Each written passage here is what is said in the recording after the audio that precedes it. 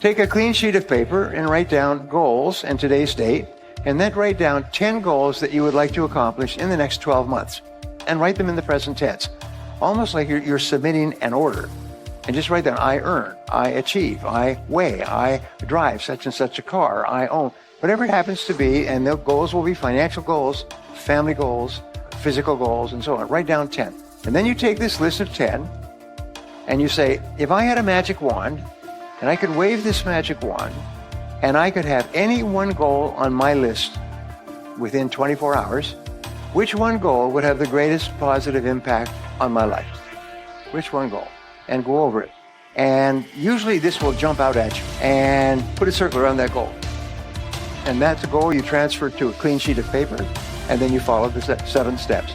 Write it down, set a deadline, make a list of everything you have to do to accomplish it, organize the list into a checklist, take action, and then do something every day. If you'll just do this simple exercise, then you'll all be rich. You'll all be rich. Nothing can stop you but yourself. I'm going to show you the recipes and the formulas that you can use. And sometimes it just takes one choice. And remember, 87% of millionaires and billionaires are self-made. They started with nothing. And nobody's smarter than you, and nobody's better than you. If somebody else can do it, especially with all the disadvantages that many people start off with, if someone else can do it, you can do it as well. That's the proof. Abraham Lincoln once said that some become wealthy is proof that all can become wealthy. So I wanted to share with you what I call the 7 C's. So the first C is the C of clarity. Clarity is my favorite word in success. It's my favorite word in business. I have done consulting for more than 1,000 corporations, large companies worldwide, companies like IBM and General Motors and PepsiCo and Bank of America. I mean, big companies. And what I found is in every single situation, problems occur when the company becomes unclear about what it is they're doing or how it is they're doing it. Basically, it's clarity, lack of clarity. Now, here's something else I learned, and they did a study of 50 owners of companies, successful owners of companies like yourselves.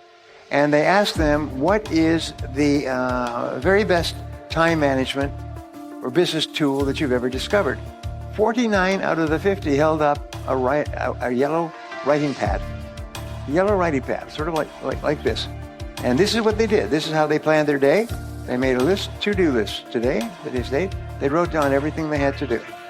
They always work from a list. If you don't work from a list, it's very much like taking your hands off the wheel of your car going down a winding road in the mountains. What happens is your life's going to go up and you're instantly going to start doing irrelevant and unimportant and useless things. And at the end of the day, you'll be exhausted and you'll have accomplished nothing. The most powerful tool in the world is you, a pen, and a piece of paper. This is the greatest wealth creator in the world. The second C is the C of competence. And the C of competence says, it's very simple, is that you can only earn a lot of money if you're very good at what you do. And so one of the most important things you do is you break down your work into skills. And you say, what are the most important skills I need to have to be successful? And there's recruiting is a very important skill. Training is an important skill. Managing, motivating is an important skill. Leading, supervising, important skills.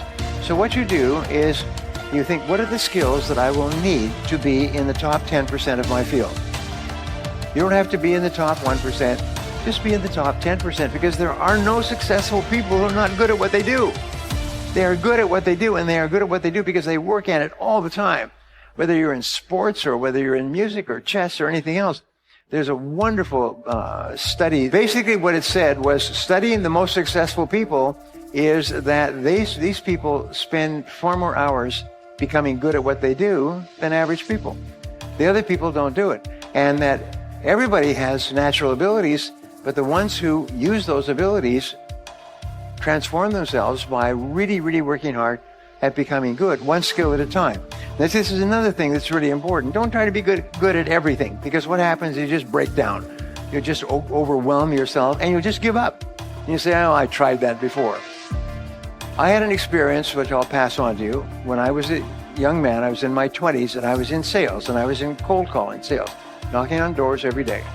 And I was making $1 or 2 sales a week. I was living in a little rooming house with a bed and a floor and a little bathroom. And I was struggling. I could tell you within a dollar how much money I had in my world at that time, because it was less than a dollar. And I get up at 5 or 6 o'clock in the morning. I'd be waiting at 8 o'clock in the morning when people came to work. I would knock on doors, office doors and business doors all day long. And then in the evenings, I'd go out and knock on homes and apartments. And I would make call after call after call. I made hundreds of calls and with no sales. The first year, I made more than 20,000 calls and only made a few sales, just enough to survive. And then one day, I asked a question, which I'm going to help you with. As I said, of all the skills, what's holding me back more than anything else? And the answer was closing the sale, is that I couldn't get people to make a decision. So I made a decision. I still remember the time, date, place, sitting in my little rooming house when I decided I was going to learn how to become very good at closing sales. And I began to read everything I could find. I sent away 4 books. I did everything I could find to study the psychology and the techniques and methods of closing sales. In 1 year, my income went up 10 times. Changed my life forever.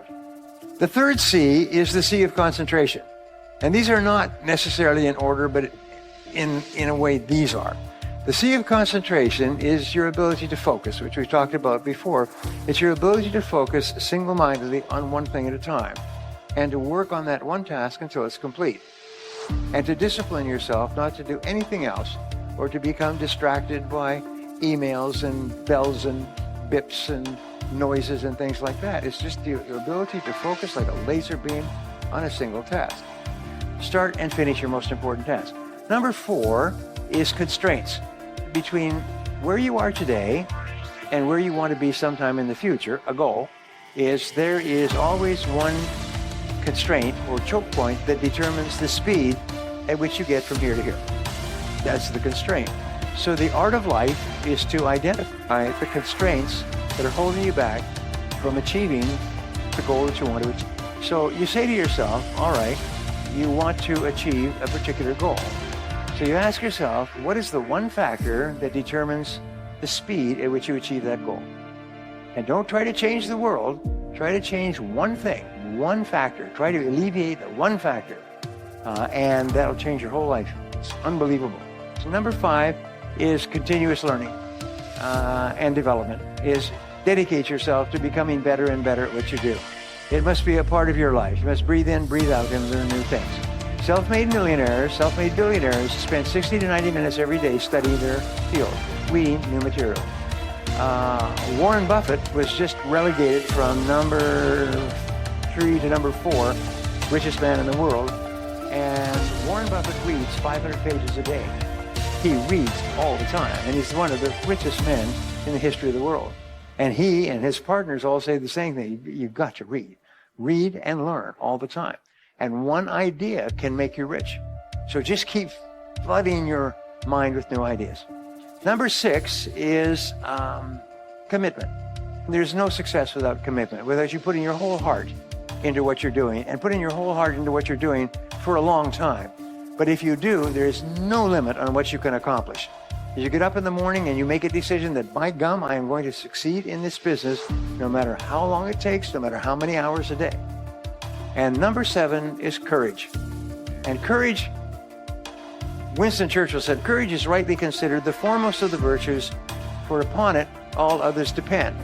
And in courage, what you have is 2 parts. The first part of courage is the courage to begin, to launch, to take a chance, to face failure and rejection, to try something with a very great possibility that you will fail and you'll feel embarrassed and upset and your self-esteem will go down and so on. But the second part of courage is persistence. It's the power to keep going and keep pushing yourself and driving yourself. A woman I was going out with before I was married, she asked me, Brian, she said, what is your best quality? And I thought about that, and I said, I think my best quality is that I never give up. And I found that that's true, because I never give up. And my children never give up. It is not in our vocabulary. We never think, we'll try something different, we'll try something new, we'll take the losses and so on, but we'll never give up. So how do you develop this unshakable quality of persistence, which will guarantee your success in life? Nothing can stop you if you don't quit. If you don't quit, then the only alternative is you must succeed, and eventually you must succeed greatly. Well, the great rule, you become what you think about, but you become what you say to yourself. So what you do is you say to yourself these magic words. You say, I never give up. If you never give up, my promise to you, my guarantee to you, is that you are going to be an enormous success in the months and years ahead. And I hope you are. Thank you very much.